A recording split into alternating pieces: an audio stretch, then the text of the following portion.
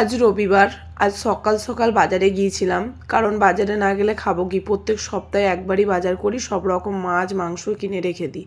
যাই হোক, প্রথমে চিংড়ি মাছটাই দেখালাম। চিংড়ি মাছটাকে পরিষ্কার করে ধুয়ে কোটোর মধ্যে রেখে দিলাম। আর জানো তো, ওই দিদিটা মাছের তেলটা আমাকে খুব জোর করে দিয়ে দিয়েছিল, আর বললো আমি বেছে দিচ্ছি, তুই নিয়ে যা। ওটা কিন্তু আমাকে ফ্রিতেই দিয়েছিল। যাই হোক, পরিষ্কার করে ধুয়ে রেখে দিলাম। আর কিছুটা পাবদা মাছ কিনেছিলাম, সেই পাবদা মাছটাও পরিষ্কার করে ধুয়ে রেখে দিলাম। জানো তো, একটু বোনলেস চিকেনও নিয়েছিলাম আর এমনি চিকেনও নিয়েছিলাম। বোনলেস চিকেনটাও পরিষ্কার করে ধুয়ে রেখে দিলাম, আর এমনি চিকেনটাও পরিষ্কার করে ধুয়ে রেখে দিলাম। আর কিছুটা রেখে দিয়েছিলাম যাতে রান্না করব বলে। যাই হোক, আজকে চিকেন একটু রান্না করেছিলাম আর ফুলকপি আলু ভাজা করেছিলাম। তবে জানো তো, এই দুদিন আমি ভিডিও দিতে পারিনি, এই কারণেই আমার এত ঠান্ডা কাশি জ্বর হয়েছে, তো তার জন্যই দিইনি। আমার গলার অবস্থা দেখেই বুঝতে পারছো আমার কতটা ঠান্ডা লেগেছে। যাই হোক, আজকে একটু ফুলকপি আলু ভেজেছিলাম আর দই দিয়ে চিকেন রান্না করেছিলাম, আজ সেটাই দেখাবো। প্রথমে ফুলকপি আলু ভাজাটাকেই দেখাই।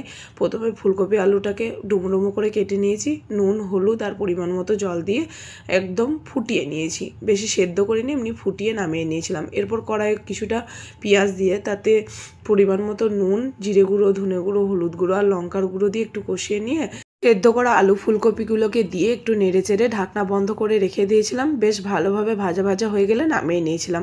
এরপর রান্না করে নিয়েছিলাম চিকেনটা। কড়াইয়ে পরিমাণ মতো তেল দিয়ে কিছুটা পেঁয়াজ আর পরিমাণ মতো নুন দিয়ে একটু লালচে করে নিয়ে চিকেনটাকে দিয়ে বেশ ভাজা ভাজা করে নিয়ে তার মধ্যে আদা রসুন বাটা, জিরে ধনে হলুদ লঙ্কা দিয়ে একটু কষিয়ে নিয়ে একটু টক দইয়ের সাথে জল মিশিয়ে নিয়ে সেটা দিয়ে একটু কষিয়ে নিয়ে ঢাকনা বন্ধ করে রেখে দিয়েছিলাম। ভালোভাবে সেদ্ধ হয়ে গেলে সামান্য একটু গরম জল দিয়ে আর একটু ধনেপাতা ছড়িয়ে ভালোভাবে ফুটিয়ে নামিয়ে নিয়েছিলাম।